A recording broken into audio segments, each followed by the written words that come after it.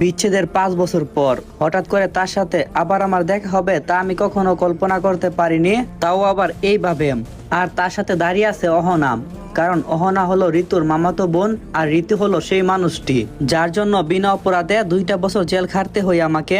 কিন্তু যখন আমি জেল খেটে বের হলাম তখন তো সে আসলো না, আজকে আসলো। আর আসবে বা না কেন, আমার কাছে যে এখন অনেক টাকা পয়সা হয়েছে, আজকে কেন আমার সামনে আসলে ঋতু? ঋতু উত্তরে বলল, একটা সাহায্য করবা সাইমন? আমি উত্তরে বললাম, সরি, আমি তোমাকে কোনো রকম সাহায্য করতে পারবো না। তখন ঋতুর পাশে থাকা মেয়েটা মানে অহনা বলল, আমি চাই তুমি তাকে সাহায্য করো।